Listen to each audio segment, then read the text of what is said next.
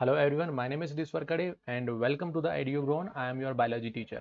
तो स्टूडेंट्स, इस वीडियो में बहुत ही इंटरेस्टिंग टॉपिक हम यहाँ पर डिस्कस करने वाले हैं विच इज़ रेस्पिरेशन, जो कि चैप्टर 6 लाइफ प्रोसेस का इम्पोर्टेंट टॉपिक है।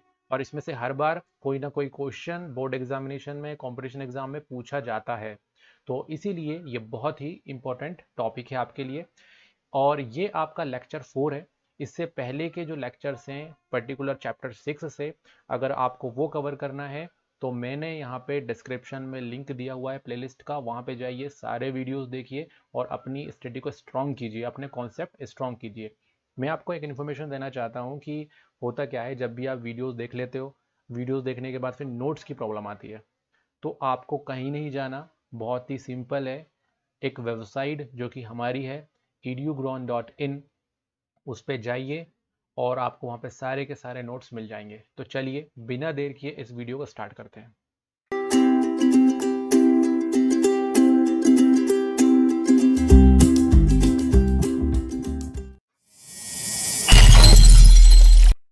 Welcome back students. सो यहाँ पे एक छोटी सी स्टोरी हम देख लेते हैं पहले। और ये जो स्टोरी है वो बेसिकली किसकी है? ऑक्सीजन की स्टोरी है ना। तो हम यहाँ पे, जैसे कि मैंने आपको स्टार्टिंग में बता दिया है कि रेस्पिरेशन, इसको हम स्टडी करने वाले हैं। बट रेस्पिरेशन का मतलब क्या होता है और ये कैसे होता है हमारी बॉडी में या फिर दूसरे ऑर्गेनिज्म की बॉडी में कैसे होता है। तो सबसे पहले हम इसको देख लेते हैं कि ये चीज़ है क्या, आखिरकार ये होता कैसे है। तो ये है ह्यूमन बॉडी। ओके। और यहाँ पे कुछ इंपॉर्टेंट ऑर्गन जो है हमको दिखाई दे रहे हैं। जैसे कि यहाँ पे बात करेंगे तो ये जो पोर्शन है ये नोज का पोर्शन है, नॉस्ट्रिल का पोर्शन है यहाँ पे, है ना। तो यहाँ पे मैं सिंपली अभी नोज लिख दे रहा हूँ और ये है हमारा नॉस्ट्रिल का पोर्शन। तो होता क्या है, इसके सराउंड्स में क्या होती है? एयर। और एयर में पर्टिकुलरली हम बात कर रहे हैं किसका? हम बात कर रहे हैं ऑक्सीजन का। तो यहाँ पे एयर है जिसमें क्या है? ऑक्सीजन है। ये क्या करता है? ये यहाँ से नॉस्ट्रल से होते हुए बॉडी के अंदर एंटर करता है। और कहाँ पहुँचता है ये एयर? एयर पहुँचता है यहाँ पे लंग्स में। तो एयर यहाँ पे, और जो आपका है बेसिकली वो हम ऑक्सीजन की बात कर रहे हैं, ये नॉस्ट्रल से होते हुए, इस पर्टिकुलर पोर्शन से होते हुए कहाँ जाता है? ये जाता है हमारे लंग्स के पोर्शन पे। ठीक है। तो लंग्स में चला गया एयर। अब जो लंग्स में एयर जाने के बाद ये ट्रांसफर होता है कहाँ पे? हार्ट में, है ना। कहाँ तक ट्रांसफर होता है? हार्ट में ट्रांसफर होता है। तो यहाँ पे हम लंग्स लिख देते हैं और यहाँ पे हार्ट। तो हार्ट और लंग्स यहाँ तक गया, एयर नॉस्ट्रल से होते हुए लंग्स तक गया और फिर लंग्स से कहाँ पे गया? हार्ट पे गया। फिर हार्ट से पूरी बॉडी में ये सर्कुलेट हो गया। तो यहाँ पे देखो मैंने बता दिया, ये पूरी बॉडी में इन पाइपलाइंस के थ्रू सर्कुलेट हो गया जहाँ तक जा सकता था। देखो यहाँ से ये कहाँ चला गया? ब्रेन की तरफ चला गया और फिर यहाँ से नीचे की तरफ से ये लेग्स की तरफ चला गया। ठीक। तो ये जो पर्टिकुलर एयर में ऑक्सीजन जो है ये इस तरीके से पहले लंग्स में गया, लंग्स के बाद हार्ट में गया और हार्ट से फिर पूरी बॉडी में ये सर्कुलेट हो गया, है ना। तो अब ये पूरी बॉडी में क्या हुआ है, पहुंच चुका है। अब बॉडी में क्या होता है देखो, हम एक एग्जांपल लेते हैं इस पर्टिकुलर हैंड का, है ना। सपोज कीजिए कि इस हैंड में क्या है? सेल्स, है ना। तो इसकी सेल्स जो है वो कुछ इस तरीके की रहेंगी। तो मैं यहाँ पे एक सेल बना देता हूँ। ओके। तो ये मैंने बना दिया सेल, सिंगल सेल। किसकी सेल है? ये हैंड में सेल है। और ये जो आपके पाइपलाइन है जिससे एयर जो है यहाँ तक आया है, वो किससे कनेक्टेड है? इससे कनेक्टेड है सेल से। तो ये एक पाइपलाइन की तरह होता है स्ट्रक्चर, तो इसलिए मैंने यहाँ पे एक पाइप बना दिया है। और यहाँ से क्या आया है? ऑक्सीजन आया है, तो यहाँ तक हम ऑक्सीजन लेके आ जाते हैं। ये हमारा सेल है और ये हमारा क्या है? वो पाइपलाइन जहाँ से बहुत सारी ऑक्सीजन जो है आ रही है ना। और ये इस पर्टिकुलर एरिया की बात कर रहा हूँ। यही काम एक्चुअल में सभी जगह होता है। ठीक। तो अब यहाँ पे देखिए, ये सेल है और ये वो पाइपलाइन है। अब ये जो ऑक्सीजन होती है यहाँ से किसमें एंटर कर जाती है? सेल के अंदर वो एंटर कर जाती है। तो मैंने सेल के अंदर यहाँ पे ऑक्सीजन एंटर कर दिया। ठीक है। तो ऑक्सीजन जो है वो एयर से इस पर्टिकुलर पाथवे के थ्रू कहाँ तक पहुंच चुकी है, अंदर एक जो सेल है वहां तक पहुंच चुकी है। अब यहाँ पे क्या होगा देखो, अब ये ऑक्सीजन क्या करेगा, एक स्पेसिफिक टाइप का रिएक्शन करेगा। किससे? ये रिएक्शन करेगा फूड से, फूड कंपोनेंट। और वो फूड कंपोनेंट कौन सा है? ग्लूकोज। कौन सा फूड कंपोनेंट? ग्लूकोज। इसके साथ ये रिएक्शन करेगा और रिएक्शन करने के बाद इस ग्लूकोज को तोड़ देगा। क्या करेगा? इस ग्लूकोज को तोड़ देगा और हमारे पास जनरेट होगी बहुत सारी एनर्जी। ओके, तो ये प्रोसेस आपको याद रखनी है। बहुत ही सिंपल प्रोसेस मैंने आपको बताई है। एयर जो है एनवायरनमेंट से नॉस्ट्रिल के थ्रू लंग्स तक गया, लंग्स से वो गया आपके हार्ट तक, हार्ट से पाइपलाइंस के थ्रू पूरी बॉडी में वो सर्कुलेट हो गया। यहाँ पे भी, ब्रेन पे भी, दूसरे हैंड की तरफ भी, ये नीचे जो ऑर्गन्स हैं उसकी तरफ, देन उसके बाद फिर यहाँ पे लेग्स हैं उसकी तरफ, सब जगह गया वो ऑक्सीजन इन्हीं पाइपलाइंस के थ्रू। और जहाँ भी वो जाता है उससे जो कनेक्टेड सेल है उनको उसने क्या दे दिया? ऑक्सीजन ट्रांसफर कर दिया। और ऑक्सीजन जब सेल के अंदर गया तो क्या हुआ? सेल के अंदर ऑक्सीजन जाके फूड, दैट मीन्स आपका ग्लूकोज, फूड में भी कौन सी चीज? ग्लूकोज, उसके साथ उसने रिएक्शन किया और उसको तोड़ दिया, और तोड़ के क्या बना दिया? एनर्जी बना दिया। ये एक कंप्लीट प्रोसेस हो गई। अब होता क्या है, जब ये प्रोसेस चल रही होती है तो इन सेल्स में एक और कंपोनेंट बनता है जिसको हम बोलते हैं कार्बन डाइऑक्साइड। तो सेल में क्या होता है, जब ये सारी की सारी बहुत सारी प्रोसेस होती रहती हैं तो ये कार्बन डाइऑक्साइड भी बनने लग जाती है और सेल के अंदर बहुत सारी कार्बन डाइऑक्साइड हो जाएगी। तब क्या होगा, सेल यहीं से ट्रांसफर कर देगा किसमें? इस पर्टिकुलर पाइपलाइन में। तो कार्बन डाइऑक्साइड सेल से कहाँ आ गई है? वापस से यहाँ पे पाइपलाइन में आ गई। तो और भी कार्बन डाइऑक्साइड है, ये भी क्या हो गई? इसमें आ गई। इसमें, इस पाइपलाइन में। फिर अब ये वापस से कहाँ जाएगी? उन पाइपलाइंस के थ्रू रिवर्स में, है ना। तो रिवर्स में जाने के लिए हम यहाँ पे कलर चेंज कर देते हैं, इसमें रिवर्स में जाएगी ये। तो रिवर्स में यहाँ से गई और यहाँ से फिर पाइपलाइंस के थ्रू वापस कहाँ पे आई? वो हार्ट में, है ना। तो पहले पाइपलाइन जो जुड़ी है वो हार्ट से जुड़ी है ना, तो हार्ट में जाएगी वापस। और हार्ट में जाने के बाद फिर वो जाएगी कहाँ पे? लंग्स में। फिर लंग्स से फिर वापस नॉस्ट्रल के थ्रू बाहर आ जाएगी। तो बाहर क्या आ गया? Carbon dioxide. कार्बन डाइऑक्साइड यहाँ पे बाहर आ चुका है। तो ये है प्रोसेस, ये है स्टोरी कि हमारे बॉडी में ऑक्सीजन जो है वो किस तरीके से अंदर जाती है और फिर कार्बन डाइऑक्साइड कहाँ बनती है, फिर वो वापस हमारी बॉडी के बाहर कैसे आती है। तो इस तरीके से हमने ये स्टोरी पढ़ी और यही, इसी स्टोरी को हम पढ़ेंगे अब डिटेल में कि आखिरकार हमारी बॉडी में ये जो प्रोसेस हैं वो किस किस तरीके से होते हैं। यहाँ पे जो फर्स्ट प्रोसेस है जिसमें क्या हो रहा है, जिसमें नॉस्ट्रिल से लंग्स तक क्या हो रहा है? एयर जा रहा है। इस पर्टिकुलर प्रोसेस को हम बोलते हैं ब्रीदिंग। क्या बोलते हैं इसको? हम ब्रीदिंग बोलते हैं। वही जब ऑक्सीजन सेल के अंदर चली जाती है और उसके बाद फिर ग्लूकोज या कार्बोहाइड्रेट से रिएक्शन करने के बाद एनर्जी को प्रोड्यूस करती है, इस पर्टिकुलर प्रोसेस को हम बोलते हैं सेलुलर रेस्पिरेशन। क्या बोलेंगे इस प्रोसेस को? सेलुलर। तो यहाँ पे ये दो प्रोसेस हो गई हमारी, प्रोसेस नंबर 1 सेलुलर रेस्पिरेशन और एक और है process number 2 which is breathing. दोनों ही कॉन्सेप्ट्स को हम यहाँ पे समझने वाले हैं। तो चलो स्टार्ट करते हैं, थोड़ा सा और हम यहाँ पे समझने की कोशिश करते हैं कि we will learn human respiration in 2 parts. कितने पार्ट में हम यहाँ पे ह्यूमन रेस्पिरेशन को समझने की कोशिश करेंगे? 2 पार्ट में। यहाँ पे सबसे पहला पार्ट जो है उसको हम कवर करेंगे जिसमें हम देखेंगे, हम जिसमें हम ये क्वेश्चन सॉल्व करेंगे कि how oxygen enter into the body और सेल। जो ऑक्सीजन है बाहर की, वो बॉडी के अंदर सेल में किस तरीके से एंटर करती है। और दूसरे पार्ट में हम समझेंगे कि what happen when oxygen enter into the cell. तो यहाँ पे हम देखने वाले हैं कि किस तरीके से ऑक्सीजन जब एंटर कर जाएगा तो फिर आखिरकार क्या होगा। ठीक, तो अब देखो यहाँ पे कि जो ऑक्सीजन एंटर करती है बॉडी के अंदर और सेल तक जाती है, तो यहाँ पे हम इस प्रोसेस को बोलते हैं ब्रीदिंग। क्या बोलते हैं? ब्रीदिंग।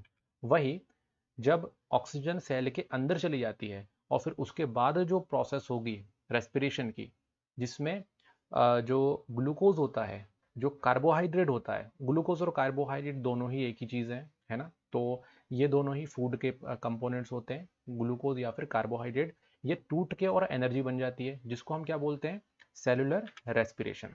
ब्रीदिंग और सेलुलर रेस्पिरेशन को दोनों को हम यहाँ पे समझेंगे। सबसे पहले हम बात करते हैं कि ब्रीदिंग किसको बोलते हैं। What is breathing? Breathing that means intake of oxygen, oxygen को इनटेक करना फ्रॉम द एटमॉस्फेयर। तो देखो यहाँ पे बॉडी है और यहाँ पे ऑक्सीजन है, ये ऑक्सीजन बॉडी के अंदर चली गई, कहाँ पे चली गई? लंग्स तक चली गई।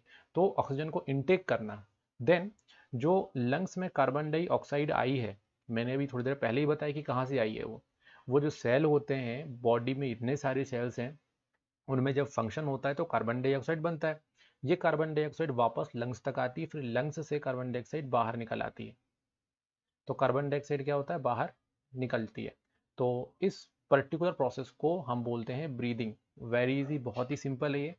ब्रीदिंग में दो प्रोसेस इन्वॉल्व होती हैं, है ना। अब ब्रीदिंग बोलेंगे कि ब्रीदिंग जो है वो आखिरकार क्या है, कैसे होता है, तो ब्रीदिंग में दो पर्टिकुलर प्रोसेस होती हैं। एक को बोलते हैं हम इनहेलेशन और एक को बोलते हैं हम एक्सलेशन। तो यहाँ पे देखो, ये एक्चुअल में एक्सलेशन है और ये है इनहेलेशन। इनहेलेशन का मतलब होता है अंदर लेके आना, है ना। इसको हम थोड़ा सा बड़ा करके देखते हैं, ये देखो, इनहेलेशन और एक्सलेशन। तो ये है हमारा inhalation, that means in, oxygen जो है वो अंदर आ गई, और ये है एक्सलेशन, मतलब ऑक्सीजन बाहर आ गई। तो यहाँ पे दो प्रोसेस हैं, दोनों को ही हम देखेंगे कि ये इसमें कैसे मैकेनिज्म काम करता है। देन अब हम बात करते हैं सेलुलर रेस्पिरेशन की। अब यहाँ पे जो ऑक्सीजन है वो अब कहाँ पहुँच गई है? सेल में पहुँच गई है। अब सेल में क्या होगा? Cellular respiration. तो सेलुलर रेस्पिरेशन किसको बोलेंगे? इसको हम बोलेंगे कि break down of simple food. Food क्या है यहाँ पे? कार्बोहाइड्रेट या फिर ग्लूकोज। तो मैं यहाँ पे ग्लूकोज लिख देता हूँ, है ना। ग्लूकोज जो है उसका फॉर्मूला याद रख लो आप, C6H12O6। This is the chemical formula of glucose. ये क्या करता है? ये फूड का ही पार्ट है और ये क्या होता है? टूट जाता है, ब्रेक डाउन, है ना। और जैसे ये टूटता है तो रिलीज करता है एक चीज जिसको हम बोलते हैं एनर्जी। क्या रिलीज करता है? एनर्जी रिलीज करता है। और ये पूरी की पूरी प्रोसेस होती है कहाँ पे? सेल में। तो यहाँ पे मैं आपको एक सेल बनाता हूँ, ठीक है। तो ये मैंने एक बॉक्स की तरह सेल बनाया है। ऑक्सीजन यहाँ पे एंटर कर गया, इसने रिएक्शन करा किसके साथ? इसने रिएक्शन करा हमारे फूड के साथ, विच इज ग्लूकोज। और ग्लूकोज के साथ रिएक्शन करने के बाद इसने बनाई क्या? बहुत सारी एनर्जी। बट ये तो आपको समझ में आ गया कि ये ऐसी प्रोसेस हो रही है। बट ये जो लोकेशन होती है सेल के अंदर, सेल के अंदर भी एक ऑर्गेनिल होता है जो आपको याद रखना है कि ये प्रोसेस कहाँ कहाँ होती है। अगर हम किसी सेल का बेसिक सा डायग्राम देखते हैं तो क्या होता है, हम यहीं पे इसको समझ लेते हैं ताकि आगे आपको ईजी हो जाए। देखो, सेल जो होती है, जब भी हम सेल बनाते हैं, तो यहाँ पे मैं बनाता हूँ एक सेल का डायग्राम। तो सेल जो होगा, जब भी हम बनाएंगे तो मेम्ब्रेन बनाएंगे। तो सेल मेम्ब्रेन बनाया हमने यहाँ पे, और सेल मेम्ब्रेन के अंदर जो ये लिक्विड मटेरियल होता है इसको हम बोलते हैं साइटोप्लाज्म। साइटोप्लाज्म। और साइटोप्लाज्म के अंदर एक बहुत ही इंपॉर्टेंट ऑर्गेनेल होता है जिसमें ये रेस्पिरेशन की प्रोसेस होती है। वो क्या है? वो है ये है माइटोकॉन्ड्रिया। तो माइटोकॉन्ड्रिया बनाने के लिए आप इस तरीके से क्या कर सकते हो, एक एग के शेप का बना के और उसके अंदर इस तरीके से जिगजैग बना दो। ये क्या हो जाता है? ये बन जाएगा हमारा माइटोकॉन्ड्रिया।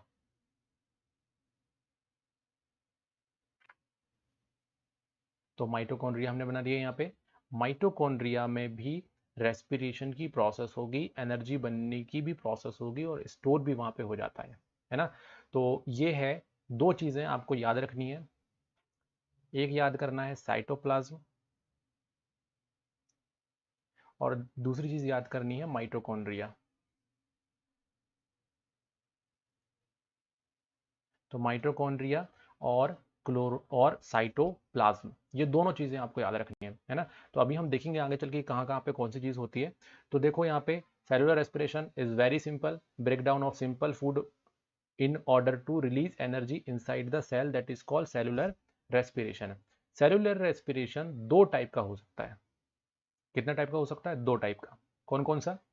एक होता है एरोबिक रेस्पिरेशन और दूसरा होता है एनएरोबिक रेस्पिरेशन। अब aerobic that means in the presence of oxygen. किसकी प्रेजेंस में? ऑक्सीजन की प्रेजेंस में। तो जो रेस्पिरेशन ऑक्सीजन की प्रेजेंस में होती है उसको हम बोलते हैं एरोबिक रेस्पिरेशन। इसको हम एयर की प्रेजेंस में भी बोल सकते हैं, है ना। बट एयर में भी क्या, ऑक्सीजन इंपॉर्टेंट है, तो ऑक्सीजन की प्रेजेंस में जो रेस्पिरेशन होगा which is called aerobic respiration. और एन एरोबिक रेस्पिरेशन में क्या होगा, ये ऑक्सीजन नहीं रहेगा, that means absent of oxygen. Absent of oxygen, oxygen की एब्सेंट में जो प्रोसेस होगी, जो रेस्पिरेशन होगा, उसको बोलते हैं हम एनएरोबिक रेस्पिरेशन। तो यहाँ पे सेलुलर रेस्पिरेशन और ब्रीदिंग दोनों ही चीज आई थिंक क्लियर हो गई होंगी। अब हम बात करते हैं यहाँ पे कि रेस्पिरेशन क्या होता है। तो यहाँ पे फर्स्ट पॉइंट देखिए, रेस्पिरेशन एक रिएक्शन है। क्या है? याद कर लो, ये एक रिएक्शन है। और किस टाइप की रिएक्शन है? अभी हमने देखा कि यहाँ पे जो रिएक्शन है वो ऑक्सीजन की प्रेजेंट में हो रही है। That means this is the process of oxidation. Respiration एक तरीके की ऑक्सीडेशन रिएक्शन है। ओके, तो ऑक्सीडेशन रिएक्शन इसको हम बोलते हैं। देन इस पर्टिकुलर प्रोसेस में जो कार्बोहाइड्रेट होता है, थोड़ी देर पहले मैंने डिस्कस किया था, आपको याद हो तो ग्लूकोज बोला था, तो वही कार्बोहाइड्रेट है। ये क्या होता है, ऑक्सीडाइज्ड हो जाता है क्योंकि ऑक्सीडेशन रिएक्शन है। और ऑक्सीडाइज होके क्या बनाता है, एनर्जी। ऑक्सीडाइज होके क्या बनाएगा, एनर्जी बनाएगा। तो ये पॉइंट आपको बहुत ही अच्छे से क्लियर हो गया होगा। तो इस तरीके से हम यहाँ पे बोल सकते हैं कि the process by which living beings utilise the food, food मतलब यहाँ पे कार्बोहाइड्रेट, यूटिलाइज द फूड मतलब कार्बोहाइड्रेट को यूटिलाइज किया और क्या मिला उसको, टू गेट द एनर्जी। क्या मिला उसको, एनर्जी। तो यहाँ पे वह प्रोसेस जिसमें लिविंग बीइंग्स फूड को यूटिलाइज करते हैं और एनर्जी प्रोड्यूस करते हैं, एनर्जी बनाते हैं, एनर्जी उनको मिलती है, इस टाइप की रिएक्शंस को हम बोलते हैं रेस्पिरेशन। तो रेस्पिरेशन का जो डेफिनेशन है बहुत ही सिंपल है। अब यहाँ पे जो क्वेश्चन राइज होता है कि आखिरकार ये होता कहाँ है, इसको हम बोलते हैं साइट ऑफ रेस्पिरेशन। तो यहाँ पे दो जगह हैं सेल के अंदर जहाँ पे ये रेस्पिरेशन होगा। फर्स्ट है साइटोप्लाज्म और सेकंड है माइटोकॉन्ड्रिया। तो सेल बना दिया ये, इसके अंदर जो ये जगह है ये है साइटोप्लाज्म, और इसके अंदर एक ऑर्गेनेल होता है ना, इसको हम बोलते हैं माइटोकॉन्ड्रिया। तो माइटोकॉन्ड्रिया और क्लोरोप्लास्ट जो दो लोकेशंस हैं जहाँ पे रेस्पिरेशन की प्रोसेस होती है। माइटोकॉन्ड्रिया जो है बहुत ही इंपॉर्टेंट साइट है। माइटोकॉन्ड्रिया को हम power house of the cell भी बोलते हैं, power house of the cell, cell का पावर हाउस बोलते हैं इसको। और इसी रिएक्शन के कारण जो अब हम यहाँ पे डिटेल में देखने वाले हैं, इसी रिएक्शन के कारण इसको हम power house of the cell बोलते हैं। क्यों? क्योंकि यहाँ पे साइट है रेस्पिरेशन का, एनर्जी वहाँ पे रिलीज होती है और स्टोर हो जाती है। क्या होती है? स्टोर हो जाती है, एनर्जी स्टोर भी होती है। बट एनर्जी किस फॉर्म में स्टोर होगी, अब यहाँ पे देखो, ये इसको मैं माइटोकॉन्ड्रिया को थोड़ा डिटेल में बना देता हूँ यहाँ पे। तो ये मैंने माइटोकॉन्ड्रिया बना दिया। अब यहाँ पे भयंकर एनर्जी, बहुत एनर्जी निकल रही है, बट ये एनर्जी अब स्टोर कैसे होगी, कहाँ पे होगी स्टोर? ये एनर्जी जब ये स्टोर होगी तो एक स्पेसिफिक फॉर्म में कन्वर्ट हो जाएगी, एक स्पेसिफिक फॉर्म में कन्वर्ट होगी, और उस स्पेसिफिक फॉर्म को बोलते हैं हम यहाँ पे ATP। क्या बोलते हैं उसको हम? Capital A, capital T, capital P, adenosine triphosphate, जो कि एक तरह की एनर्जी करेंसी है, पैसा, एनर्जी, है ना। अब क्या हुआ देखो, सिंपल सी कहानी है। माइटोकॉन्ड्रिया में यहाँ पे क्या हुआ, आपका एनर्जी बना, ठीक। साइटोप्लाज्म में भी एनर्जी बनती है, इस बात को ध्यान रखना, ठीक है। तो साइटोप्लाज्म और माइटोकॉन्ड्रिया दोनों में ही रेस्पिरेशन होता है, मतलब दोनों जगह पे क्या बनती है, एनर्जी बनती है, बट माइटोकॉन्ड्रिया में एनर्जी ज़्यादा बनती है, ठीक। तो अब यहाँ पे एनर्जी बनी, तो एनर्जी जब ज़्यादा बनी है तो उसको स्टोर भी तो करना पड़ेगा। तो स्टोर होती है वो किस फॉर्म में, वो होती है एटीपी के फॉर्म में, एडिनोसिन ट्राइफॉस्फेट। तो ये देखो हमारा एडिनोसिन ट्राइफॉस्फेट, ये आपका, इसमें क्या होता है, फॉस्फेट रहता है जो कि जुड़ा हुआ रहता है इसमें फॉस्फेट, और इसी फॉर्म में एनर्जी स्टोर होती है। ओके। अब यहाँ पे हम बात कर लेते हैं टाइप ऑफ रेस्पिरेशन की, कि रेस्पिरेशन कितने टाइप का होता है, ठीक है। तो पहले हम रेस्पिरेशन का टाइप देख लेते हैं, उसके बाद फिर हम यहाँ पे एटीपी भी आएंगे, है ना।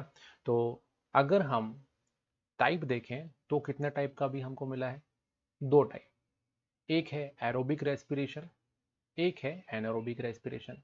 हम इसके बारे में देख चुके हैं कि एरोबिक रेस्पिरेशन जो होता है वो ऑक्सीजन की प्रेजेंट में होता है, एनारोबिक रेस्पिरेशन ऑक्सीजन की एब्सेंट में होता है, ठीक है। अब यहाँ पे देखो, अगर मैं इसको प्रॉपर तरीके से बोलूँ तो हम यहाँ पे बोल सकते हैं कि respiration take place in the presence of oxygen, this is called aerobic respiration. Very easy. इस पर्टिकुलर प्रोसेस में क्या होता है, जो पायरिविक एसिड होता है वो कन्वर्ट होता है कार्बन डाइऑक्साइड में। अब यहाँ पे पायरिविक एसिड क्या है, पायरिविक एसिड जो है बेसिकली होता क्या है, कि जो कार्बोहाइड्रेट है, क्या है, कार्बोहाइड्रेट, ये ब्रेक होता है और ब्रेक होके बनाता है पायरुविक एसिड। क्या बनाता है, पायरुविक एसिड। और ये पायरुविक एसिड ऑक्सीजन की प्रेजेंस में, है ना, क्या होता है, कन्वर्ट होता है, किस में कन्वर्ट होता है, कार्बन डाइऑक्साइड में। तो ये रिएक्शन कंटिन्यूसली चलती है, और भी बाय प्रोडक्ट इसमें बनते हैं। तो यहाँ पे पायरुविक एसिड ऑक्सीजन की प्रेजेंट में क्या बन रहा है, कार्बन डाइऑक्साइड में कन्वर्ट हो रहा है, और इसके अलावा इसमें क्या रिलीज हो रहा है, एनर्जी, क्या रिलीज हो रही है, यहाँ पे एनर्जी रिलीज हो रही है। और एनर्जी के अलावा यहाँ पे एक और चीज रिलीज होती है, और वो क्या है, वो है, इसको प्लस करके लिख देते हैं हम यहाँ पे, ज़्यादा बेटर समझ में आएगा, वो है H2O, वाटर का एक मॉलिक्यूल। तो यहाँ पे देखो, आपको एक बहुत ही सिंपल रिएक्शन समझ में आ रही होगी कि कार्बोहाइड्रेट ब्रेक होके पायरुविक एसिड बनाता है, पायरुविक एसिड ऑक्सीजन की प्रेजेंट में कार्बन डाइऑक्साइड, एनर्जी और H2O बनाता है। तो H2O देखो समझ में आ गया कि H2O कहाँ बना है, H2 बन के फिर वापस बॉडी से बाहर निकल जाता है, तो कार्बन डाइऑक्साइड CO2 बन के बाहर निकल जाता है, और H2O बॉडी में यूटिलाइज हो जाता है, और एनर्जी भी यूटिलाइज हो जाएगा। तो यहाँ पे हम बोल सकते हैं कि एनर्जी इज रिलीज्ड, ये एनर्जी बन गई, देन वाटर मॉलिक्यूल भी बन रहा है यहाँ पे, है ना। और ये प्रोसेस कब बन रहा है, जब ऑक्सीजन की प्रेजेंट यहाँ पर है, ठीक। तो ये होता है एरोबिक रेस्पिरेशन। यहाँ पे अगर मैं एरोबिक रेस्पिरेशन और एनारोबिक रेस्पिरेशन के डिफरेंस की बात करूँ तो यहाँ पे एक और इम्पोर्टेंट डिफरेंस है कि यहाँ पे ज़्यादा अमाउंट में एनर्जी बनती है। ज़्यादा अमाउंट में एनर्जी बनने का मतलब है ज़्यादा अमाउंट में एटीपी का फॉर्मेशन। एरोबिक रेस्पिरेशन में ज़्यादा एटीपी बनती है। तो कितनी एटीपीज बनेंगी यहाँ पे, तो एक अगर हम कैलकुलेशन देखते हैं तो डिफरेंट डिफरेंट काउंटिंग में आते हैं, बट अभी के लिए मैं आपको बताऊंगा कि 38 एटीपीज, कितने? 38। एरोबिक रेस्पिरेशन में 38 एटीपीज डायरेक्टली इनडायरेक्टली क्या होते हैं? पार्टिसिपेट करते हैं, बनते हैं। वही अगर मैं बात करता हूँ, इसको इस तरीके से हम बोल सकते हैं कि ज़्यादा एनर्जी इसमें बन रही तो ज़्यादा एटीपी बनेगी। एरोबिक एनोरोबिक रेस्पिरेशन में यही अमाउंट कितना होता है? सिर्फ 2 एटीपी। एनोरोबिक रेस्पिरेशन में सिर्फ 2 एटीपी के बराबर एनर्जी बनती है। चलो एक काम करते हैं, एनोरोबिक रेस्पिरेशन को भी हम अच्छे तरीके से समझ लेते हैं। फर्स्ट पॉइंट किसमें होगा? Absence of oxygen. रेस्पिरेशन, वो पर्टिकुलर रेस्पिरेशन जो ऑक्सीजन की एब्सेंट में होती है उसको हम बोलते हैं एनारोबिक रेस्पिरेशन। इसमें pyruvic acid is either converted into ethyl alcohol और लैक्टिक एसिड। अब देखो यहाँ पे ये जो पर्टिकुलर पायरुविक एसिड है, अब ऑक्सीजन तो है नहीं यहाँ पे, तो फिर कोई दूसरे बाय प्रोडक्ट बनाएगी। और वो दूसरे बाय प्रोडक्ट क्या हो सकते हैं? या तो इथाइल एल्कोहल होगा। अब ऐसा लग रहा होगा कि इसमें नए नए वर्ड आ रहे हैं, बट यहाँ पे मैं आपको ये जो रिएक्शन है, ये रिएक्शन आपको अच्छा डिटेल में भी बताने वाला हूँ, तो वहाँ पे आपको इजी हो जाएगा। तो देखो, ऑक्सीजन की प्रेजेंट में तो इन्होंने कार्बन डाइऑक्साइड, एनर्जी और H2O बन गया। वही अगर यहाँ पे ऑक्सीजन ना हो तो AB लिख देता हूँ मैं ऑक्सीजन के एब्सेंट में, तो इथाइल एल्कोहल या फिर एक और बाय प्रोडक्ट है जिसको हम बोलते हैं लैक्टिक एसिड, ये बन जाता है। और ये क्यों बनते हैं? क्योंकि इसमें ऑक्सीजन है ही नहीं। अगर ऑक्सीजन होता तो पायरुविक एसिड से वो कार्बन डाइऑक्साइड और H2O बना लेता। अब आते हैं हम यहाँ पे नेक्स्ट डिफरेंस में। ये जो पर्टिकुलर एनारोबिक रेस्पिरेशन होता है, ईस्ट और बैक्टीरिया में हमको देखने को मिलता है। और ये जो ईस्ट और बैक्टीरिया हैं, ये एक सिंगल सेल्स हैं, है ना, यूनिसेलुलर सेल्स हैं ये। इनमें ये प्रोसेस होती है, ऑक्सीजन के बिना ये प्रोसेस होती है, और वहाँ पे इथाइल एल्कोहल बनता है। ठीक है, और इस इथाइल एल्कोहल के बारे में हम अभी यहाँ पे देखेंगे अभी थोड़ा सा डिटेल में। और इसके अलावा जो मसल्स होते हैं वहाँ पे आपका एनारोबिक रेस्पिरेशन होता है, और उसमें जो बाय प्रोडक्ट बनता है वो बनता है लैक्टिक एसिड। तो यहाँ पे ये याद रखने लायक है कि आपका जो इथाइल एल्कोहल है वो बन रहा है किसमें? आपका जो है वो बन रहा है आपका बैक्टीरिया में और ईस्ट में, और वही लैक्टिक एसिड बन रहा है किसमें? मसल्स में ये फॉर्म हो रहा है। तो this is the difference between aerobic and anaerobic respiration. तो एनर्जी जो है वो कहाँ पर क्या हो रही है? लेस अमाउंट में बन रही है। और कितना बन रहा है यहाँ पे मैं लिख भी देता हूँ, 2 एटीपी, और यहाँ पे 38 ATP. So this is the difference. ये डिफरेंस होता है एरोबिक एंड एनारोबिक रेस्पिरेशन में। चलो अब हम यहाँ पे स्टेप्स स्टडी कर लेते हैं कि रेस्पिरेशन में कौन कौन सी स्टेप्स हैं। सबसे पहले होता है ब्रीदिंग। ब्रीदिंग के बाद होगा अंदर गैसियस एक्सचेंज, मतलब गैस जो है वो कहाँ पे चला गया? अंदर चला गया।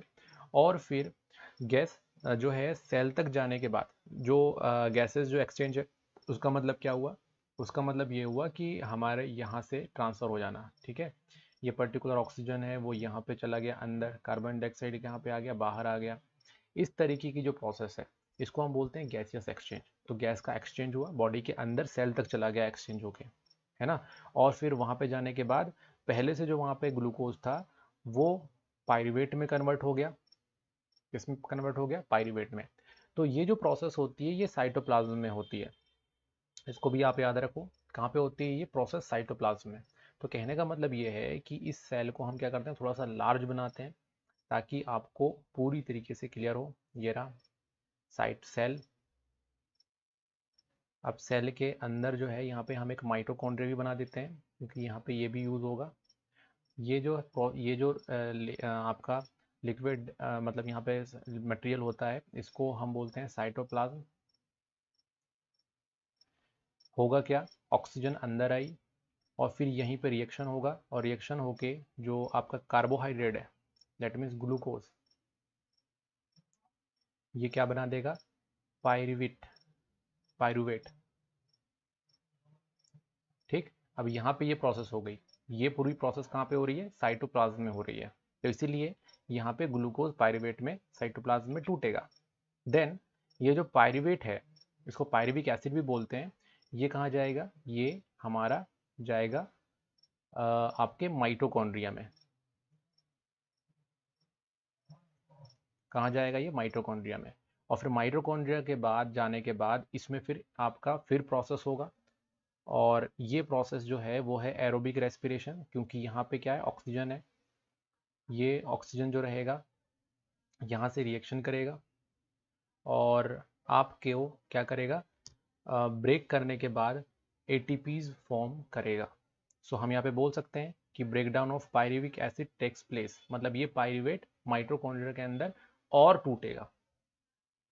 तो यहाँ पे आपको समझना पड़ेगा कि ऑक्सीजन जो है यहाँ पे साइटोप्लाज्म में तो आ गया, बट यहाँ से मूव करके वो कहाँ जाता है, फिर माइटोकॉन्ड्रिया में जाता है, और माइटोकॉन्ड्रिया के अंदर ही ये रिएक्शन होती है। यहाँ पे ये रिएक्शन नहीं हो सकती है, ग्लूकोज से पायरुवेट बनेगा, बट ऑक्सीजन यहाँ पे रिएक्टिव नहीं है। ऑक्सीजन रिएक्टिव होता है पायरुवेट के साथ, वो भी माइटोकॉन्ड्रिया के अंदर।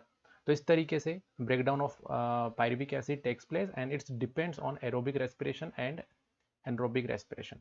तो ये जो प्रोसेस है यहाँ पे जो मैंने बताया, ये एरोबिक रेस्पिरेशन का एग्जाम्पल है, बट इनकेस माइटोकॉन्ड्रिया वहाँ पे नहीं है तो क्या होगा, आपका एनरोबिक रेस्पिरेशन हो जाएगा और वो टूट के और हमको एटीपीज दे देगा, बट कम देगा। तो यहाँ पे कुछ स्टेप्स हैं जो हमको पता होना चाहिए कि क्या क्या हो रहा है। अब यहाँ पे जो भी मैंने आपको बताया है उसको मैं आपको यहाँ पे इस पर्टिकुलर स्लाइड में बहुत ही ईजी तरीके से आपको समझ में आ जाएगा। क्या हुआ था, ग्लूकोज जो पहले से सेल के अंदर है वो कैसा है, 6 कार्बन मॉलिक्यूल है, मतलब C6H12O6, ये इसका मॉलिक्यूलर फॉर्मूला है। तो कितने कार्बन है इसमें, 6 कार्बन है, तो इसको हम बोलते हैं 6 कार्बन मॉलिक्यूल। ये क्या होगा, ये ब्रेक होगा और ब्रेकडाउन होके क्या बना लेगा, पायरुवेट। पायरुवेट का यहाँ पे फॉर्मूला होता है C3H4O3। तो इस तरीके से यहाँ पे आप देखोगे कि ये कितने कार्बन है, इसमें 3 कार्बन है, तो इसको हम बोलते हैं 3 कार्बन मॉलिक्यूल। तो जब ग्लूकोज से आपका पायरुवेट में वो टूटता है तो यहाँ पे देखो कोई ऑक्सीजन की रिक्वायरमेंट नहीं है। यहाँ पे आपको देखना है कि कोई भी ऑक्सीजन की रिक्वायरमेंट यहाँ पे नहीं है, तो मैंने लिख दिया यहाँ पे नो ऑक्सीजन, कोई ऑक्सीजन नहीं चाहिए पायरुवेट में कन्वर्ट होने के लिए। और पायरुवेट में जब कन्वर्ट होगा तो वो क्या देगा, एनर्जी भी देगा। ठीक है, तो एनर्जी भी यहाँ से मिल जाएगी हमको। और ये जो प्रोसेस है जिसमें ग्लूकोज से पायरुवेट में टूट रहा है, ये प्रोसेस होती कहाँ है, सेल के अंदर कहाँ होगी। तो अगर मैं यहाँ पे एक सेल बना लेता हूँ तो सेल में कहाँ होगी ये प्रोसेस होगी आपके साइटोप्लाज्म में। किसमें होगी प्रोसेस, ये साइटोप्लाज्म में होगी। तो ये प्रोसेस हमको समझ में आ गई कि यहाँ से लेकर यहाँ तक की जो प्रोसेस है वो साइटोप्लाज्म में होती है इस जगह पे, और इसके आगे की प्रोसेस जो है वो यहाँ पे होगी, है ना। अगर एरोबिक रेस्पिरेशन है तो ही हो पाएगा ये। तो चलो एक रिएक्शन पहले हम देख लेते हैं, देन उसके बाद फिर बाकी के रिएक्शंस हम देखेंगे। तो यहाँ तक तो आपको समझ में आ गया होगा कि ग्लूकोज से पायरुवेट टूट रहा है और ये साइटोप्लाज्म में ये प्रोसेस हो रही है। आगे हम यहाँ पे एरोबिक रेस्पिरेशन देखेंगे, और एरोबिक रेस्पिरेशन जो होता है वो ऑक्सीजन की प्रेजेंस में होता है। तो अगर ऑक्सीजन प्रेजेंट है तो वो कहाँ पे होगा, माइटोकॉन्ड्रिया में होगा। अगर ऑक्सीजन प्रेजेंट है तो क्या होना चाहिए, ये प्रोसेस जो होती है ऑक्सीजन प्रेजेंस में जो रिएक्शंस होते हैं वो याद रखना हमेशा माइटोकॉन्ड्रिया में ही होते हैं। तो यहाँ पे मैंने ये माइटोकॉन्ड्रिया बना दिया है। तो यहाँ पे ये माइटोकॉन्ड्रिया है, इसके अंदर अब ये प्रोसेस होंगी जो यहाँ पे मैं आपको बताने वाला हूँ। ठीक है, और यहीं पे क्या होता है, ऑक्सीजन होता है। तो यहाँ पे जब रिएक्शन होगा तो क्या बनेगा, ये बनेगा हमारा कार्बन डाइऑक्साइड, वाटर और एनर्जी। क्या क्या बनेगा, कार्बन डाइऑक्साइड, वाटर, एनर्जी। ये जो प्रोसेस है, ये जो मैंने अभी आपको बताया, ये प्रोसेस हमारी बॉडी की सेल्स में होती है। इसको हम बोलते हैं एरोबिक रेस्पिरेशन। चलो, फर्स्ट रिएक्शन, फर्स्ट प्रोसेस एकदम क्लियर हो गई। अब हम बात करेंगे एनारोबिक रेस्पिरेशन। अगर इसके बाद उसको ऑक्सीजन नहीं मिला तो क्या होगा, तो वो प्रोसेस साइटोप्लाज्म में होगी। तो कौन सी प्रोसेस होंगी वो, सबसे पहली प्रोसेस हम बात करेंगे यहाँ पे, जो बात करने वाला हूँ वो बात करने वाला हूँ एब्सेंस ऑफ ऑक्सीजन। और ये रिएक्शन में बात कर रहा हूँ एक सेल में जिसको हम बोलते हैं ईस्ट सेल। कौन सी cell, yeast cell. Yeast cell में ये प्रोसेस होगी। तो मैं आपको बताता हूँ कि ईस्ट सेल में आखिरकार होगा क्या। भाई अब क्या नहीं है, ऑक्सीजन नहीं है, अब क्या किया जाए, ऑक्सीजन नहीं है तो, ऑक्सीजन नहीं है तो इस सेल में जो बाय प्रोडक्ट होंगे वो चेंज हो जाएंगे, और क्या बनाएगा, वो बनाएगा इथेनॉल, कार्बन डाइऑक्साइड और एनर्जी। इथेनॉल जो है वो OH है ना, इसको बोलते हैं C2H5OH, ये है इथेनॉल। ये इथेनॉल जो होता है ये फॉर्म होता है ना, एल्कोहल, इसी को हम क्या बोलते हैं, एल्कोहल बोलते हैं। तो ये होता है ऑक्सीजन की एब्सेंस में, और कौन सी सेल है, ईस्ट सेल है, ये इस टाइप की सेल्स होती है। इसमें क्या होगा कि आपका इथेनॉल फॉर्म होगा। इस प्रोसेस को हम एक और नाम से जानते हैं, इस प्रोसेस को हम जानते हैं फर्मेंटेशन के नाम से। इसी प्रोसेस को ही हम क्या बोलते हैं, फर्मेंटेशन। तो फर्मेंटेशन में एल्कोहल बनाने की प्रोसेस है ये। इंडस्ट्री में देखा होगा आपने कि एल्कोहल फॉर्म होते हैं, बनते हैं, तो इसी पर्टिकुलर प्रोसेस के थ्रू ही बनाए जाते हैं। अब हम यहाँ पे बात करने वाले हैं लास्ट प्रोसेस, और वो लास्ट प्रोसेस है हमारा एनरोबिक रेस्पिरेशन ही है ये भी। और ये होता है हमारे किसमें, मसल्स में हमको ये देखने को मिलता है। और इसमें इसको हम बोलते हैं लेक ऑफ ऑक्सीजन, मतलब जब ऑक्सीजन की कमी हो जाती है। हमारी बॉडी के अंदर जो मसल्स होती हैं उनमें कंटिन्यूसली ऑक्सीजन पहुंच रही है जब तक, तो कौन सा रिएक्शन होता है, ये वाला रिएक्शन होता है, और अच्छी खासी एनर्जी हमारी बॉडी में बनती है। बट जब हम ज़्यादा काम करते हैं, है ना, अपनी कैपेसिटी से ज़्यादा करते हैं, तो मसल्स में ऑक्सीजन की कमी हो जाती है। इस पर्टिकुलर इवेंट को, इस पर्टिकुलर टाइमिंग को हम बोलते हैं लेक ऑफ ऑक्सीजन। तब क्या होगा, क्योंकि वहाँ पे ऑक्सीजन नहीं है अब, तो एक नई चीज़ और नए बाय प्रोडक्ट बनने लग जाते हैं। तो कौन कौन सी चीज़ें वहाँ पे बनती हैं, तो अब देखें जरा। लैक्टिक एसिड, क्या बनता है वहाँ पे, लैक्टिक एसिड बनने लग जाता है। और ये जो लैक्टिक एसिड है ये हमारी सेल्स के बीच में जम जाता है, और फिर हमको पेन जनरेट करता है। क्या जनरेट करता है, पेन। और इसके अलावा एनर्जी तो बनता ही है। तो यहाँ पे हमको 3 रिएक्शन को देखने को मिली है, reaction number 1, reaction number 2 and reaction number 3। कहाँ कहाँ पे होती है ये भी हमने यहाँ पे देख लिया। चलो, तो अब यहाँ पे एक पॉइंट है, और वो पॉइंट है एनर्जी का। ओके, तो यहाँ पे आप देख सकते हो एनर्जी जो है उसको हम बोलते हैं ATP। ये थॉर जैसा है, लाइटनिंग फास्ट एनर्जी। जिस तरीके से थॉर का जो हैमर है उसमें जो एनर्जी जनरेट करता है, उतनी एनर्जी, वैसी एनर्जी जो है वो ATP जनरेट करता है। अभी हमने लास्ट स्लाइड में हमने यहाँ पे देखा कि बेसिकली सभी में क्या बन रहा है, एनर्जी बन रहा है। अब ये एनर्जी आखिरकार कहाँ स्टोर होती है, कैसे स्टोर होती है, ये होती है ATP के फॉर्म में। इस फॉर्म में, तो यहाँ पे ATP जो है उसमें के फॉर्म में स्टोर हो जाती है। बट क्वेश्चन राइज होता है कि ATP क्या है। तो ATP का फुल फॉर्म होता है एडिनोसिन ट्राइफॉस्फेट, बिल्कुल उसी की तरह। देन यहाँ पे अगर हम देखते हैं तो the energy release during cellular respiration is immediately use to synthesise a molecule called adenosine triphosphate. जो एनर्जी बन रही है वो कन्वर्ट हो जाएगी किसमें, एडिनोसिन ट्राइफॉस्फेट में। एडिनोसिन ट्राइफॉस्फेट एक एनर्जी करेंसी है जैसा कि मैंने आपको बताया है, और ये एनर्जी जो है वो सेल की अधिकतर जो प्रोसेस होती है उसमें यूज होती है। तो सेल में बहुत सारी प्रोसेस कंटिन्यू से चलती है जिसमें हमको एनर्जी चाहिए, तो ये ATP हमको एनर्जी देने का काम करती है। ये बनता कैसे है आखिरकार, ये क्या होता है कि जो एनर्जी होती है जब वो फॉर्म होगी, देखो ग्लूकोज है, ग्लूकोज ब्रेक हुआ, क्या बनी, एनर्जी। अब ये एनर्जी जो है कहाँ आ गई, ये आ गई। और यहाँ पे एक मॉलिक्यूल होता है जिसको हम बोलते हैं ADP, हमारे बॉडी के अंदर ही होता है, एडिनोसिन डाइफॉस्फेट। और एक होता है IP, इसको बोलते हैं हम इनऑर्गेनिक फॉस्फेट। इसको यहाँ पे देखो P से डिनोट किया है ना। तो ये बेसिकली इनऑर्गेनिक फॉस्फेट है। क्या है ये, इनऑर्गेनिक फॉस्फेट। अब ये क्या करता है, ये दोनों को ये एनर्जी जैसी मिलेगी, ये दोनों हो जाएंगे ज्वाइंट, और ज्वाइंट होके बना लेंगे ATP। डाइफॉस्फेट था, अब क्या बन गया, ट्राइफॉस्फेट। ठीक है, तो ट्राइफॉस्फेट बन गया यहाँ पे। डाइफॉस्फेट यहाँ पे बन गया ट्राई। ट्राई का मतलब होता है 3, और डाई का मतलब होता है 2। भाई पहले एडिनोसिन के साथ 2 फॉस्फेट जुड़े थे, एक फॉस्फेट और ऐड हो गया, तो क्या बन गया, ट्राइफॉस्फेट, एडिनोसिन ट्राइफॉस्फेट। अब ये एटीपी जो है, अब इसमें एनर्जी आ गई।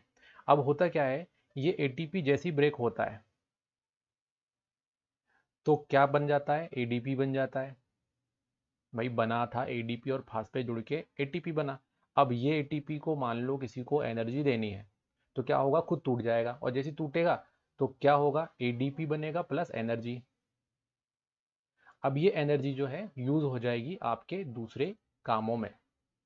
So this is the process, this is, ये बहुत ही सिंपल प्रोसेस है। इसी तरीके से एटीपी बनती है और एटीपी यूज होती है। ये है यूज होने वाली प्रोसेस और ये है फॉर्मेशन की प्रोसेस। और फॉर्मेशन में एनर्जी कहाँ पे यूज हो रही है ये भी आपको यहाँ पे समझ में आ गया होगा। ओके, तो यहाँ पे एटीपी के बारे में बात कर रहे हैं कि endothermic process in the cell then use ATP to drive the reaction. ATP का यूज करते हैं जितनी भी एंडोथर्मिक प्रोसेस होती हैं। एंडोथर्मिक प्रोसेस कौन सी होती हैं, जो एनर्जी को यूज करती हैं, यूज एनर्जी। ऐसी सारी रिएक्शन जो एनर्जी को यूज करती हैं उसको हम क्या बोलते हैं, एंडोथर्मिक प्रोसेस बोलते हैं। और एनर्जी कौन दे रहा है, एनर्जी दे रहा है एटीपी। एटीपी एनर्जी देता है और फिर रिएक्शन वहां पे हो जाती है।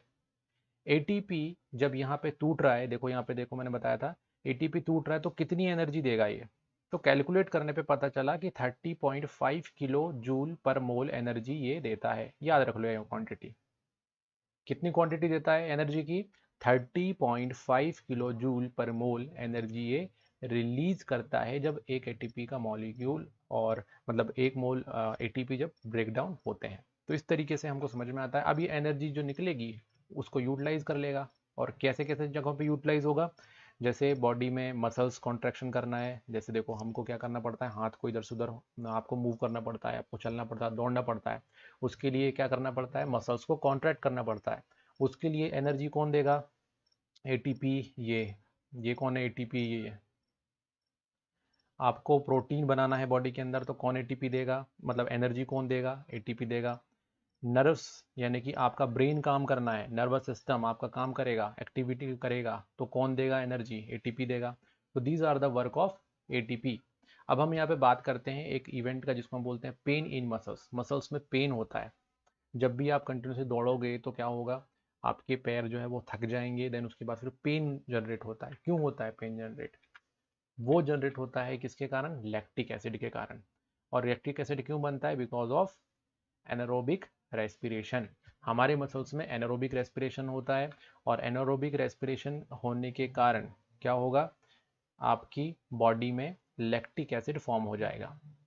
होगा क्या कि जब भी आप दौड़ते हो तो एनर्जी की डिमांड बॉडी में बढ़ जाती है। दौड़ोगे तो मसल्स में एनर्जी की डिमांड बढ़ जाएगी, तो एनर्जी की डिमांड बढ़ जाएगी तो ऑक्सीजन ज़्यादा यूज कर लेगा, तो ऑक्सीजन की कमी हो जाएगी। अब ऑक्सीजन की कमी हो गई तो क्या बनना स्टार्ट हो जाएगा, लैक्टिक एसिड। और लैक्टिक एसिड फिर क्या होगा, हमारे जो मसल्स हैं वहाँ पे डिपॉजिट हो जाएगा, और डिपॉजिट होने के कारण हमको क्या जनरेट होगा, पेन जनरेट होगा। अब आते हैं हम यहाँ पे ह्यूमन रेस्पिरेटरी सिस्टम में। ह्यूमन रेस्पिरेटरी सिस्टम में अब हम बात करेंगे लंग्स के बारे में। सेल के अंदर के बारे में हम पूरा स्टडी कर चुके हैं, वहाँ से कोई भी क्वेश्चन आएगा तो आप इजी तरीके से कर पाओगे।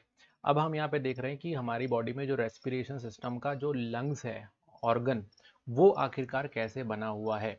तो हम यहाँ पे बोल सकते हैं कि human respiratory system is composed of a pair of lungs. कितने लंग्स हैं, वन पेयर, एक तरफ ये रहा और दूसरी तरफ ये रहा, ठीक है। तो एक लंग्स ये, दूसरा लंग्स ये, तो दो हमारे पास लंग्स हैं। और इसमें एक ट्यूब बने हुए हैं, क्या है अंदर, ट्यूब। और ट्यूब कहाँ से जुड़ा हुआ है आपका, नॉस्ट्रिल से। तो ये है हमारा नॉस्ट्रिल का पार्ट। तो चलो एक एक पोर्शन को हम यहाँ पे देखते हैं। सबसे पहले हम देखेंगे हमारे ऊपर के पोर्शन को, और ऊपर का पोर्शन जो है ये है हमारा नेशनल पासेज, यानी कि नोज का पोर्शन, जहाँ से एयर अंदर आती है।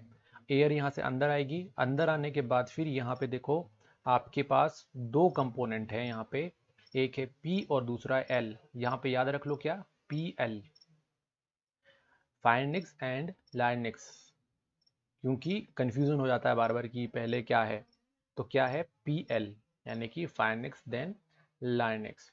और फाइनिक्स मतलब यहाँ पे अगर एयर की बात करूँ तो एयर पहले नासल फेज से कहाँ जाएगा, फाइनिक्स तक जाएगा, फाइनिक्स से फिर कहाँ जाएगा, लाइनिक्स तक जाएगा, लाइनिक्स से फिर जाएगा ट्रैकिया।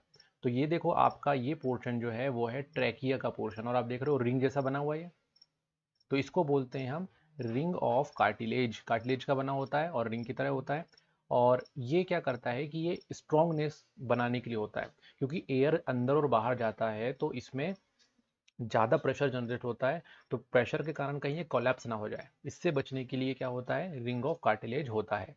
देन फिर आप देखोगे कि यहाँ से आपका ट्रैकिया कंप्लीट होने के बाद फिर यहाँ पे दो पार्ट में डिवाइड हो गया ये। कितने पार्ट में, दो पार्ट में डिवाइड हो गया। तो पार्ट में डिवाइड होगा तो अब भाई अब जैसे आपका पेड़ है, कोई ट्री है, ट्री के बाद जैसे ही उसका जो ट्रंक होता है, जैसे ही पार्ट डिवाइड होता है उसको हम बोलते हैं क्या, ब्रांच। तो वैसे ही यहाँ पे क्या बन गया, ये भी ब्रांच बन गया। तो ब्रांच बन गया तो क्या बोलेंगे, ब्रोंकाई। ठीक है ना, ब्रांच से ही मिला जुला वर्ड है ना, ब्रोंकाई। और देन फिर ये क्या होगा, ट्यूब जो है आगे बढ़ेगा। अब जब ये आगे बढ़ेगा तो फिर से देखो फर्दर डिवाइड हो गई है, और फिर फर्दर डिवाइड हो गया, और ये डिवाइड होता चला गया, और आखिरी में यहाँ पे छोटे छोटे बीट्स मिल रहे हैं हमको, है ना। तो छोटे छोटे बीट्स मिल रहे हैं आखिरी लास्ट में। तो ये जो इसका पार्ट होता है, जो क्या होता है, जो बिल्कुल ब्रांच हो जाता है, इसको हम बोलते हैं ब्रोंकियोल्स। ब्रोंकाई जो होगा वो और क्या होगा, पार्ट में डिवाइड हो जाएगा, वो तो बन जाएगा ब्रोंकियोल्स। और ब्रोंकियोल्स बनने के बाद जो सबसे एंड पोर्शन होगा, this is called alveolar sac और एल्वियोलाई। तो चलो एल्वियोलाई को इसको थोड़ा सा जूम करते हैं, बड़ा करते हैं, तो आपको बिल्कुल क्लियर दिखेगा। Look at that. ये देखो ब्रांच के बाद फिर ये वापस से डिवाइड हुआ, और लास्ट में अंगूर, ग्रेप्स की तरह आपको दिख रहे हैं स्ट्रक्चर्स। ये बेसिकली क्या है, एल्वियोलाई है, और एल्वियोलाई तक ही जो हमारा ऑक्सीजन है वो जाता है। तो सबसे लास्ट का पोर्शन क्या हो गया, एल्वियोलाई, और एल्वियोलर सेक भी उसको हम बोलेंगे। ठीक। तो इस तरीके से जो हमारे पास आया है वो क्या क्या, नेसल फेज, देन उसके बाद फाइनिक्स, लाइनिक्स यानी कि पीएल, देन ट्रैकिया, देन उसको ब्रोंकाई, ब्रोंकियोल्स और एल्वियोलाई। ये पूरा एक ट्यूब है जहाँ से क्या होता है, एयर इस तरीके से अंदर चला जाता है। इसके अलावा देखो यहाँ पे रिब्स बनी हुई है ना। रिब्स के अलावा यहाँ पे नीचे एक डायफ्राम है। डायफ्राम का बहुत ही इंपॉर्टेंट रोल है एयर को अंदर लेने और बाहर छोड़ने में। तो मैकेनिज्म में हम यहाँ पे स्टडी करेंगे इसके बारे में। तो अब यहाँ पे हमको एक डायग्राम बिल्कुल क्लियर हो गया होगा आपको कि ये आखिरकार किस तरीके का डायग्राम है। तो एक एक वर्क जो है वो हम देखते हैं। तो कौन कौन से पार्ट हैं, पहले नॉस्ट्रिल है, नॉस्ट्रिल के बाद फाइनिक्स है, फिर लाइनिक्स है, देन ट्रैकिया है, फिर ब्रोंकाई, ब्रोंक्यूल्स और एल्वियोलाई।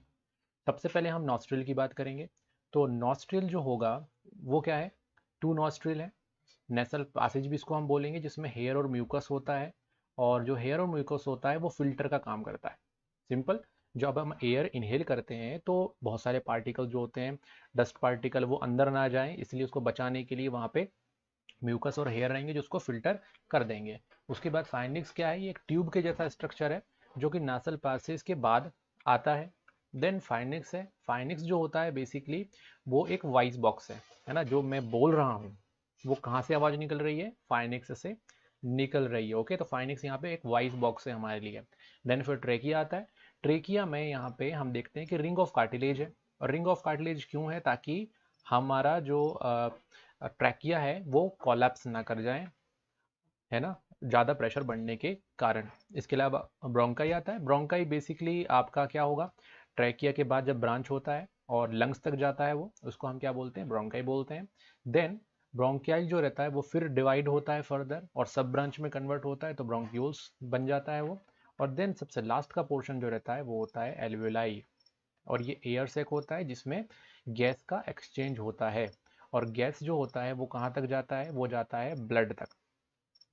ऑक्सीजन जो है वो ब्लड तक जाएगा और कार्बन डाइऑक्साइड एल्वियोलाई तक आएगा। एल्वियोलाई को देखो यहाँ पे समझो, हमने जो लास्ट डायग्राम देखा था कुछ इस तरीके से देखा था, यहाँ पे बहुत सारे ग्रेप्स थे, इस तरीके से बना हुआ था। तो ऑक्सीजन जो है इस तरीके से अंदर एंटर कर जाता है। अब इसमें क्या होगा थोड़ा सा मैं बताता हूँ आपको। सपोज करो कि ये जो डायग्राम मैंने बनाया है, ये बनाया है मैंने एल्वियोलाई का। ये क्या है, एल्वियोलाई। और एल्वियोलाई से यहाँ पे कनेक्टेड होते हैं आपके ब्लड वेसल्स। ये ब्लड वेसल्स है, तो यहाँ पे ब्लड लिख देता हूँ मैं। तो होगा क्या कि ऑक्सीजन अंदर आ गया। अब यहाँ से ऑक्सीजन कहाँ जाएगा, इस पर्टिकुलर ब्लड वेसल में, और यहाँ पे जो कार्बन डाइऑक्साइड रहेगी वो कहाँ जाएगी, एल्वोलाई में जाएगी। तो इस प्रोसेस को हम बोलते हैं क्या, आपका गैसियस एक्सचेंज। अब यहाँ पे जब ये प्रोसेस होगी तो कार्बन डाइऑक्साइड फिर बाहर आ जाएगी लंग्स के थ्रू बाहर, और यहाँ से जो ऑक्सीजन है वो आगे की तरफ जाएगी और कहाँ जाएगी, हार्ट की तरफ। मैंने स्टार्टिंग में ही आपको बताया था कि हार्ट जो होता है वो किस तरीके से हार्ट से आपके पूरी बॉडी में जाएगा, तो यहीं से जाता है वो हार्ट में, इसी पर्टिकुलर ट्यूब सिस्टम से। ओके, तो this is the work of alveoli. तो एल्वियोलाई में फर्स्ट फंक्शन हो रहा है किसका, गैसियस एक्सचेंज का फंक्शन हो रहा है ये। और क्यों होता है, क्योंकि प्रेशर के कारण, इनमें प्रेशर का डिफरेंस होता है ना। जैसे कि यहाँ पे ऑक्सीजन जो रहता है ज़्यादा होता है और यहाँ पे ऑक्सीजन कम होता है, तो क्या होता है, ऑक्सीजन यहाँ से आप ब्लड में चला जाएगा, और यहाँ पे कार्बन डाइऑक्साइड का प्रेशर ज़्यादा होता है और यहाँ पे कार्बन डाइऑक्साइड का प्रेशर कम होता है, तो ज़्यादा प्रेशर और कम प्रेशर के कारण यहाँ से क्या होगा, यहाँ इधर साइड चला जाएगा। ये जो प्रोसेस है जिसके कारण ये गैस का एक्सचेंज हो रहा है, इसको हम बोलते हैं डिफ्यूजन। क्या बोलते हैं इस प्रोसेस को, डिफ्यूजन प्रोसेस बोलते हैं, जिसके कारण ये पर्टिकुलर इवेंट होता है। अब हम यहाँ पे नेक्स्ट टॉपिक पे आते हैं, ब्रीदिंग मैकेनिज्म। ब्रीदिंग मैकेनिज्म हम किसको बोलेंगे, तो breathing mechanism that means the lungs is controlled by the diaphragm and the intercostal muscles. अब यहाँ पे जो ब्रीदिंग है जिसमें क्या क्या है, दो इवेंट्स हैं, डिस्कस किया था हमने, एक इनहेल करना और एक एक्सहेल करना। तो ये दोनों जो प्रोसेस होती हैं ये आखिर कंट्रोल कौन करता है, तो कौन कंट्रोल करता है, एक तो डायफ्राम करता है, और इसमें स्पेसिफिक मसल्स होते हैं जिसको हम बोलते हैं इंटरकोस्टल मसल्स, ये सेकंड। ये दोनों क्या करते हैं मिलके ब्रीदिंग मैकेनिज्म, दैट मीन्स अंदर लेना सांस को, मतलब एयर को अंदर ले जाना और एयर को बाहर ले जाना, इन दोनों को कंट्रोल करते हैं। तो यहाँ पे आप याद कर लो इसको कि डायफ्राम और इंटरकोस्टल मसल्स जो हैं ब्रीदिंग मैकेनिज्म को कंट्रोल करती हैं।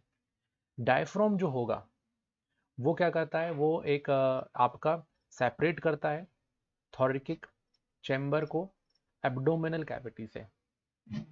देखो, एब्डोमेन का क्या मतलब होता है, एब्डोमेन, एब्डोमेन का मतलब होता है आपके पेट का पोर्शन। जब डायफ्राम है, डायफ्राम के नीचे के पोर्शन को हम एब्डोमेन बोलते हैं, और उसके ऊपर के पोर्शन को हम थोरैकिक चैम्बर बोलेंगे। तो इन दोनों को सेपरेट कौन करेगा, इनको दोनों को सेपरेट करेगा डायफ्राम। चलो डायफ्राम के बारे में आपको थोड़ा सा डायग्राम में बताऊंगा आपको कि होता क्या है, कि ये हमने लंग्स बनाए, ठीक है, और लंग्स बनाने के नीचे यहाँ पे जो स्ट्रक्चर होगा इसी को हम क्या बोलते हैं, डायफ्राम। तो यहाँ पे ये डायफ्राम बनाया हमने। ये डायफ्राम जो होता है ये ऊपर के पोर्शन को, दैट मीन्स थोरेसिक कैविटी, और नीचे के पोर्शन को ये है एब्डोमेन कैविटी, इसको एब्डोमिनली बोलते हैं। तो इन दोनों को सेपरेट करने का काम कौन करता है, डायफ्राम करता है, ठीक है। तो ये क्या करेगा, ये मूव होता है, डायफ्राम मूव होता है, जिसके कारण एयर अंदर और एयर बाहर जाती है। जैसे अगर ये कहाँ जाएगा, नीचे की तरफ, कहाँ जाएगा, नीचे की तरफ जाएगा, तो क्या होगा, एयर इनहेल होगा, मतलब इसको आप नीचे करोगे तो एयर क्या होगी, इन हो जाएगी, और जब इसको ऊपर करोगे तो एयर क्या हो जाएगी, आउट हो जाएगी। तो diaphragm moves down, the lungs expand and the air inhaled. When the diaphragm move up, the lungs contract and air are exhaled. तो देखो, जब लंग्स कॉन्ट्रैक्ट करना जरूरी है, कॉन्ट्रैक्ट करती है, सिकुड़ती है, तो जब डायफ्राम ऊपर जाता है तो लंग्स सिकुड़ता है, जिसके कारण एयर बाहर आ जाती है, और सिकुड़ने के लिए हमको मसल्स की जरूरत पड़ती है, और ये मसल्स हैं इंटरकोस्टल मसल्स। इनहेलेशन और एक्सहेलेशन को थोड़ा सा और डिटेल में हम यहाँ पे देखते हैं क्या होता है। ये देखो, जो इनहेलेशन में जो थोरेसिक कैविटी होगी वो एक्सपेंड हो जाएगी, इनहेलेशन में क्या कर रहे हैं हम, अंदर लेके आ रहे हैं। देन रिब्स जो हैं वो कैसे होंगे, अप वर्ड हो जाएंगे, और डायफ्राम जो रहेगा वो फ्लैट शेप में आएगा, क्यों, क्योंकि वो नीचे गया है। And the volume of lung increase and air enter the lungs. देखो यहाँ पे इनहेलेशन में जब ये आ जाएगा तो डायफ्राम मूव डाउन, जिसके कारण क्या हो जाएगा, ये फ्लैट हो जाएगा, क्योंकि डायफ्राम एक्चुअल में डोम शेप में होता है इस तरीके से। ये लंग्स मैंने बनाए यहाँ पे, तो इस तरीके से होगा तो डाउन जाएगा, तो डायफ्राम जो है वो डाउन गया, रिब्स आउट आए, और एयर जो है इन हो गया, है ना। और रिब्स जो है वो कैसा है, अपवर्ड डायरेक्शन में लिफ्ट कर लेना। एक्सेलेशन में क्या होगा, थोड़ी कैविटी कॉन्ट्रैक्ट होगी, है ना, लास्ट टाइम बताया था कॉन्ट्रैक्ट होता है इसमें। मूव्स जो है वो डाउनवर्ड आपके क्या होंगे, मूव होंगे। डायफ्राम जो रहेगा वो डोम शेप में वापस आ जाएगा, मतलब ये ऊपर की तरफ चला जाएगा, है ना। तो यहाँ पे देखो ये ऊपर चला गया, diaphragm move up, ribs move किस तरफ, डाउनवर्ड। देन जो आपके थोड़ी सी कैविटी होगी वो कॉन्ट्रैक्ट होगी, और आपका लंग्स का वॉल्यूम डिक्रीज होगा और एयर बाहर आ जाएगी। तो this is the basic process of acceleration. तो इनहेलेशन और एक्सलेशन दोनों के मैकेनिज्म हमने यहाँ पे देख लिए। अब हम बात करेंगे यहाँ पे गैसियस एक्सचेंज का, जो लास्ट टाइम मैंने बताया था गैस का एक्सचेंज कहाँ कहाँ पे हो रहा है ना। तो for aerobic respiration organism need to continuous supply of oxygen and removal of carbon dioxide from the body. Body से कंटिन्यूसली ऑक्सीजन जो है वो अंदर आना और कार्बन डाइऑक्साइड का बाहर जाना चलता रहता है, तो वहाँ पे गैसेस एक्सचेंज भी होता रहता है। डिफ्यूजन वो मेथड है जिसके थ्रू आपका यूनिसेलुलर एंड प्लांट ये क्या करते हैं, ऑक्सीजन और कार्बन डाइऑक्साइड को क्या करते हैं, इंटरचेंज करते हैं। तो ये बहुत ही इंपॉर्टेंट प्रोसेस है। तो डिफ्यूजन किसको बोलते हैं, यहाँ पे देखो, डिफ्यूजन मतलब होता है कि हाइयर कॉन्सेंट्रेशन से जब कोई पार्टिकल मूव करके लो कॉन्सेंट्रेशन की तरफ जाता है,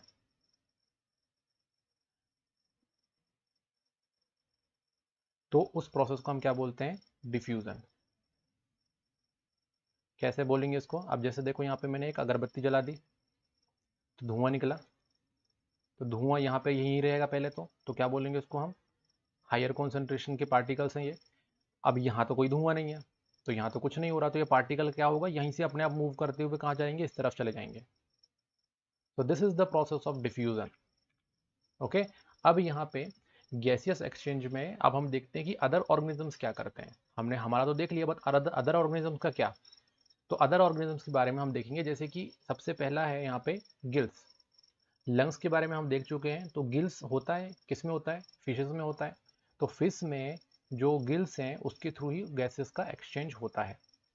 मैं आपको इसका डायग्राम दिखाता हूँ, ये रहा, ये गिल्स का डायग्राम है, ये देखो यहाँ पे वाटर अंदर गया और यहाँ से बाहर आ गया, और ये जो पर्टिकुलर डायग्राम है ये गिल्स का डायग्राम है, जहाँ पे क्या होता है, ब्लड वेसल्स होते हैं, और आपका जो एयर है अंदर क्या होता है, एब्जॉर्व कर लिया जाता है, ऑक्सीजन को एब्जॉर्व कर लिया जाता है। So the respiratory organ for fish take oxygen which is dissolve in the water through gills.